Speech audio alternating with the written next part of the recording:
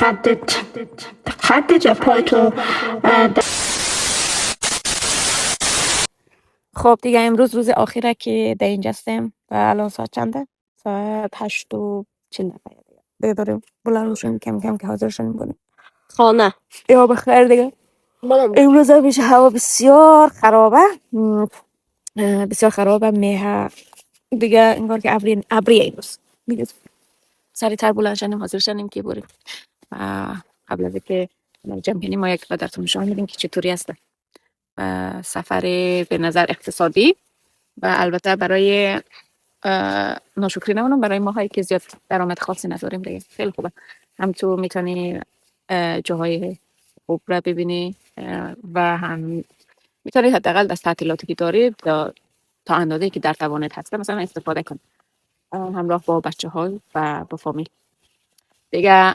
ماهایی که فعلا دو یعنی سطح درآمدی نرسیدیم فعلا منتظر از این نمانیم که زمان نمیفهمم درآمدمون ایشه و نمیفهمم اقتصادمون خوب شوه فلان شوه بهمان شوه و فقط در فکر باشیم به نظرم در جای نخواهیم رسید. میتونیم از همینجا شروع کنیم ولی در کنارش هم تلاش کنیم که درآمدمون هم خوب شوه و تا اون روز رم آرزو بدیل نمانیم که ما ندیدیم فلان نشد یا جایی رو ندیدیم به چه رقم شد اینا.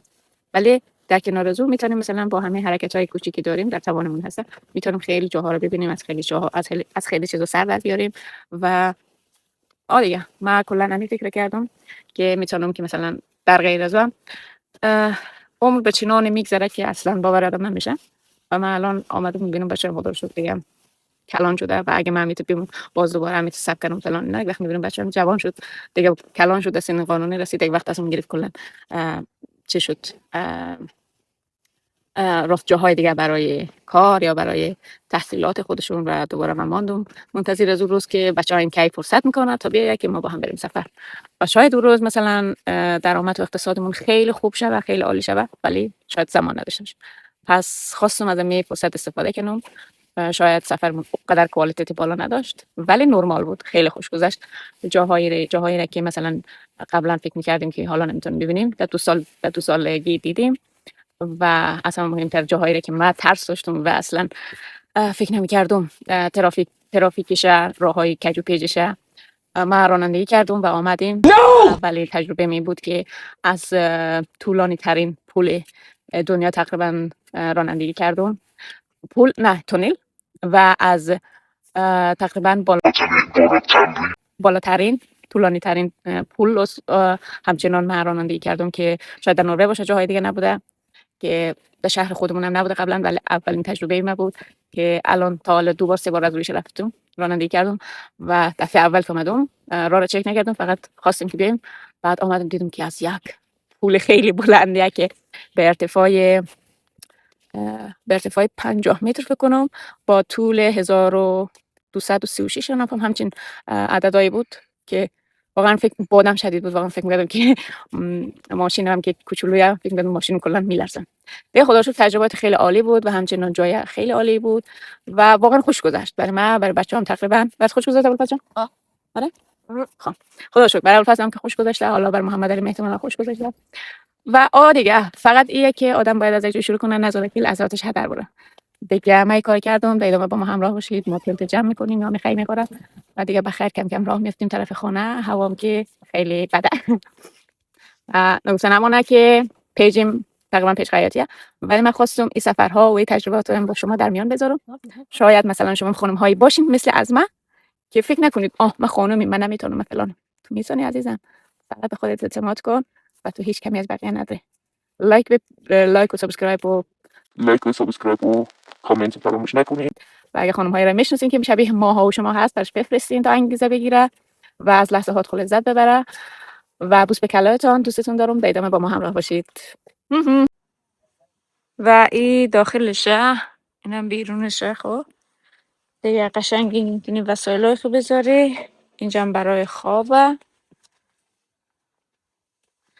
و این لباسای ناشسته که من پودر یا مایه لباسشویی نگرفتم و اینو مونده دیگه باید برم خانه بشورم و این ماشین قشنگونه که همه رو باید دوباره جمع کنیم و جاسازی کنم داخل ازی و بخیر دیگه راه بیفتیم طرف خانه که راه درازی داریم. دیگه عزیزان دل، زندگی همین است. خب دوستان، این داخل تلت ما هسته و ابوالفضل داره جمعونه و این تلت ما که بوده دو قسمت داشت. یک قسمت مثلا 2 نفر میتونن اینجا بخوابن و 2 نفر میتونن اینجا بخوابن و این تلت همون روز گرفتم که سباش میخواستم بریم. البته میخواستم یکی دیگه از اونا بگیرم که سر تا همه. خب این گیرم مادک بعدم ارزان تر بوده. آمدم که شما درست کنه.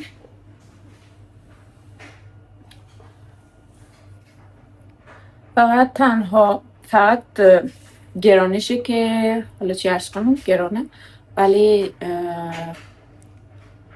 سرویس دادنشون یا خدماتشون خیلی خوبه. تقریبا در کوه، در جاهایی که راه ها اینطوریه خب یعنی خیلی پیچ و خم دارن. بعد نشان میدم.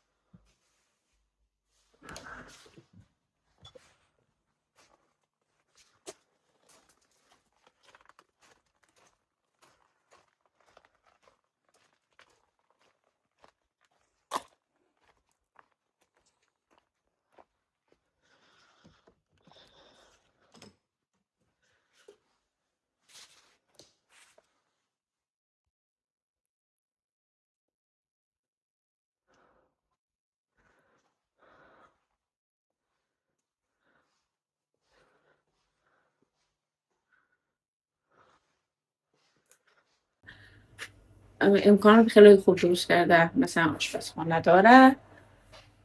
نه تنها این چیه، خیلی جاهای دیگه اینطوری آشپزخانه داره، حمام و دستشویی خیلی زیاد داره و حتی اتاق لباسشویی و لباس خشک‌کننده هم داره که من باید بگم دفعه اولم بود، ولی اگر سالهای بعد دوباره خواستم مسافرت داشته باشم خیلی برمالی میشه که مثلا چی بگیرم چی نگیرم. از همه مهمتر که براتون میگم اگر سفر رفتین طرفای نروژ حتما لباس گرم بگیرید، چون غیر ممکنه هوای نروژ پیش بینی شده باشه. ما آمدیم این لباس جانم بود و حالا قشنگ لباس تقریبا زمستانی، شلوار و کاپشن و همه.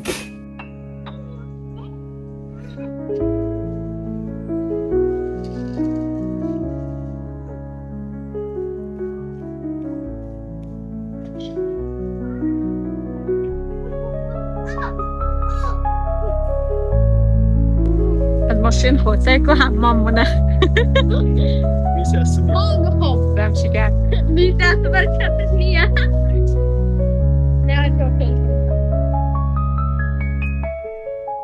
نه در نظر ماشین خیلی عقب رفته الر، خیلی جلویه. نه درسته.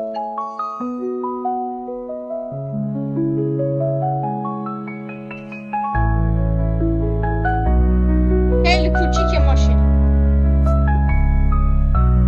بوده چی رسیده؟ شی بوت بست اما چی همون که بالای ماشین میذاره شیمی هم میذاره داخلش.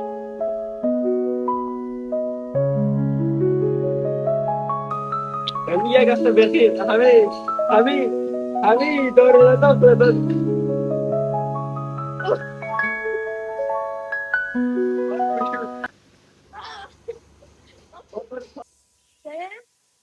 چهار، 5 خواب 6 7 8 خیلی تو را ماخ کده ماخ کدنی یا خیلی ماخیت کده افاستوس نه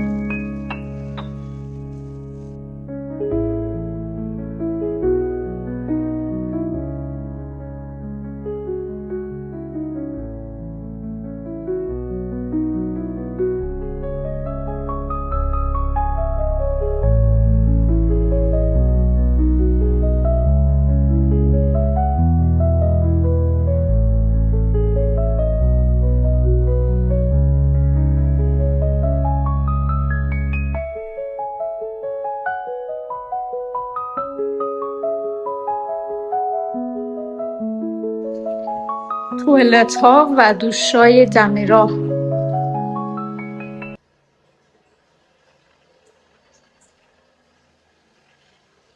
ببینید اگه میشه به این وضعیت نه این سفر. و یک سوتی دیگه که اینجا ما دارم. من آمدم دست خوره اینجا ششتم و آمدم که اینجا بگیرم فقط خوش کنم. خب بد نشد. دختری که اینجا بودک رفت بیرون و فقط رفت و من دست خوره خوش کردم.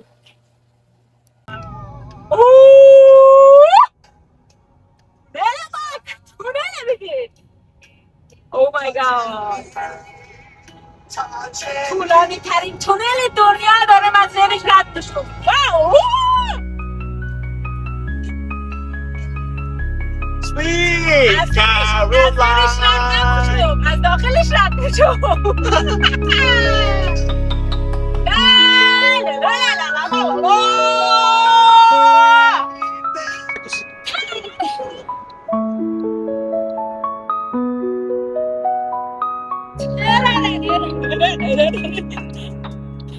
Cara, tem um que não.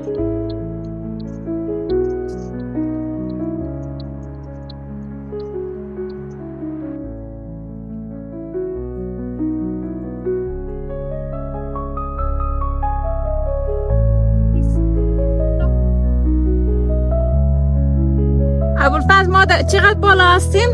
1000 متر 1000 متر از کجا بالایی؟ از سطح آب. از سطح آب. 10 اقیانوس ها. اوکی ما الان در بالای کوه هستیم. آره خب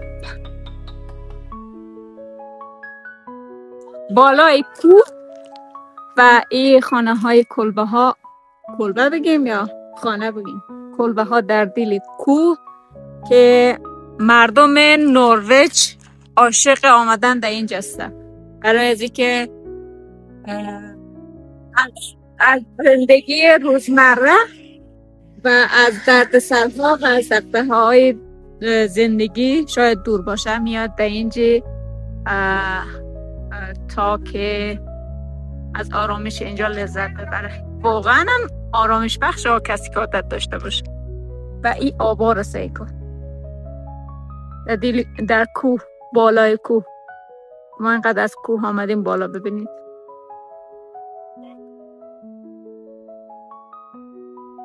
و حتی همینجا آمدن و کمپینگ کردن. یعنی خیلی برام سفر جالب و عالی بود.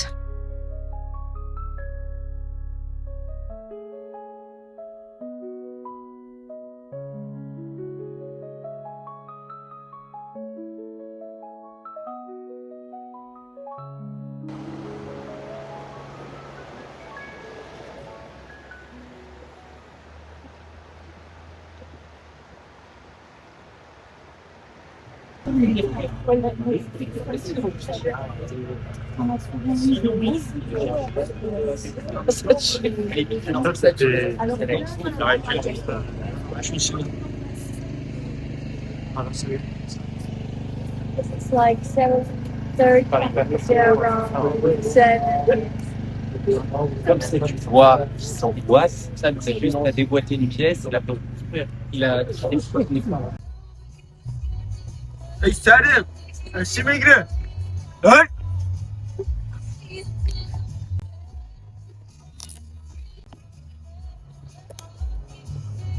Ой, رسیدیم.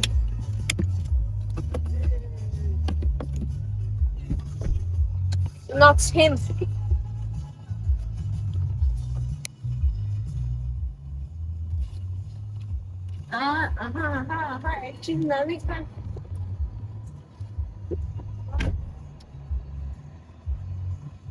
خب دوستان عزیز، ما سفر را به سلامتی تمام کردیم، مسافرت را، و برگشتیم خانه و خیلی هم خسته که دیگه خیلی هم خسته و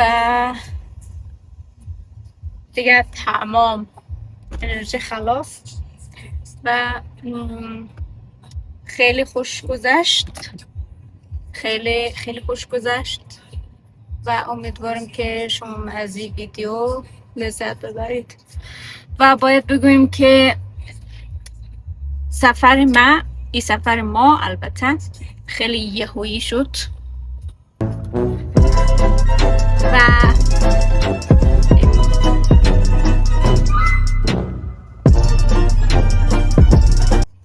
و باید بگیم این سفر ما خیلی یهویی شد. اینطور شد که ما مادرم اینجا آمده بود و اونا به دلیل از که شاید کار داشته هر چیز سری رفت، وگرنه ما خواستیم با هم بریم، ولی اونا دیگه رفتن پس خانه خودشون و از او خاطر دیگه من گفتم برم اطراف جایی که ما هستیم استانداری یا چیز را میگه که دوسکروت، گفتم برم دمی اطراف حالا یک شو داشت. و دیگه رفتیم من از ویو منظره و از همه چیز خوش مماد، گفتم دیگه مریم دیگه حالا تا هر جایی که رفتیم. آقا یک دفعه میبینم 2 ساعت مانده تا شهر ما رفتیم برگن که بیشتر ویدیو یا مثلا ویلاگ ما از اونجا است. خب بعد رفتیم و دیدیم که اوکی، ولی جاده هایش خیلی کج و پیجه، چون گاهی موریم راه ها رو طوری درست کرده که گاهی میریم بالای کوه کج و پیج میریم بالای کوه و دوباره مثلا از بعض جاها دوباره کج و پیج میایم پایین کوه و اینجا برای من خیلی سخت بود. خدایش یک استرسی داشتم ولی ایره نشان نمیدادم که مثلا بچه‌ام ببینم و اینام بی‌ترسم. سعی می‌کردم که اصلا نشان ندم و خود خیلی آرام ریلکس بگیرم، ولی خدایش خیلی در این جاها استرس داشتم. بعد نمیتونستم که بگیم پس بریم که دیگه من نمیتونم. خلاصه به قول قدیما که تمام جسارت ها رو جمع کردم تا بچه‌ام نترسه از سفر و رفتیم. و خوبشی بود که من غذا گرفته بودم، لباس گرم گرفته بودم و تلت داشتیم یا خیمه داشتیم که اونجا میزدیم و زیاد از چیزهای گران استفاده. و بعد خوبشی بود که ما در گوگل سعی میکردیم و جای کمپینگ ها رو پیدا میکردیم، جاهایی که مثلا هم تلت داشت هم میتونست مثلا امی کاروانا در اونجا امون شو سپری کنه و اینجاها رو پیدا میکردیم به قیمت خیلی خوبتر. یعنی چند جا رو میگشتیم سعی میکردیم کجا هسته و قیمت خوبترش میگرفتیم. و یک چیز دیگه ای هسته که طرف برگن، یعنی امو طرف غرب نروژ که اینجا میگه وستلانه، یا خیلی عوارضی راه داره خیلی جاها. و من از بعضی جاها را که در اینترنت سعی کردم، جاهایی که مثلا امی عوارضی نداشته بود او راه ها را انتخاب میکردم، باز او راه ها یک ذره کج و پیچ بود، ولی این عوارض ها را که سعی میکردم بین 200 تا 600 کرون آویف داشته که من 100% مطمئن نیستم. شاید بعد چند وقت بریم از طرف نمیفهم دولت میگه، ولی اینجا استات میگه بریم مسیج بیاید که مثلا من چقدر باید پرداخت کنم، ولی من تخمین میزنم که رفت و برگشتمون مخصوصا چند تا پول بزرگ که من رفتم آمدم و چند تا تونل خیلی بزرگه که اونا چیز داره عوارضی داره، من مطمئنم که شاید نزدیک بین 400 تا 500 کمتر یا بیشتر شاید پرداخت کنم. و این چیزایی بود که برای هم تجربه کرده بودم، هم واقعا نمیدونستم، برایم همه چیز تجربه اول بوده. خب متاسفانه با خیلی صحبت کردم، همه میگفت مثلا مسافرت در نروژ خیلی گرانتر از یک تو مثلا بیرون از کشور بری. خب ولی نمیگفت که دقیق چقدر مصرف میشه که مثلا من همون چیز در نظر میگرفتم، ولی طبق بودجه یا همون چیزی را که خودم داشتم بریم تا جایی را به صرفه بود تا اینکه برم خارج از کشور، چون بلیت یا هیچ من نخریدم.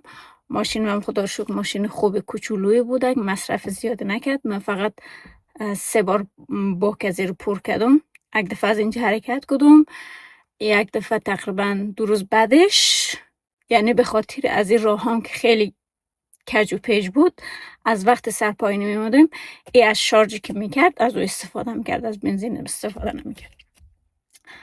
و ای هم از این جای برای بودو باشم که نگرفته بودیم، ولی چون خیمه داشتیم فقط در اونجا به خاطر امزو جایی که مثلا میماندیم شاید مثلا 200 یا در راه که ماندیم او یک ذره چون راه ها گرانتر است مثلا 300 تا 400. خب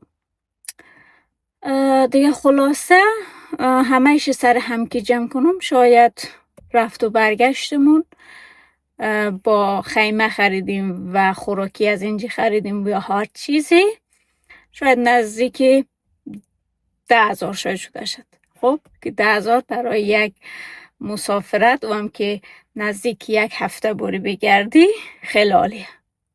چون من غذا با خود گرفته بودم و اونجی که ما خیمه زده بودیم آشپزخانه داشت، قشنگ همه چیز داشته. و میگفت که متاسفانه تو قدت یا پای تو در گاز و بریک نمیرسه، همچین چیزی میگفت. و من رفت و میره دیدم که باید در خود اعتماد کنی و حرفایی که دیگر رو میگه اصلا تأثیر گذار نباشه روی از تو به خود اعتماد کو و ایره بفهم که تمام توانایی رو که بقیه داره میبینی تو هم داری، فقط باید ازش استفاده کنی و هیچ وقت خود رو دست کم نگیری. دیگه مرسی از خودیم، بازم تشکر از خودیم. دمت گرم که ای را انتخاب کردی و امروز را حتما میدیدی که انتخاب کردی. رویاهای بزرگ داشته باشین ولی در کنارش سخت تلاش باید آدم کنه. روزهایی بود که خیلی ناامید بودم، خیلی که اصلا فکر نمیکردم که اصلا او روز تمام شنه، ولی همه‌شی پشت سرم گذشت و الانم من تازه در شروع از این راه که در نظر دارم هستم و امیدواریم و از خدای خود همیشه میخوایم که در ایران مرا ثابت قدم نگه داره و روز در روز روی جسارت و تلاش و از همه مهمتر دوست داشتن خودم کمک میکنه. چون همینه که در این مسیرها به انسان کمک مونه. درست آدم قویه ولی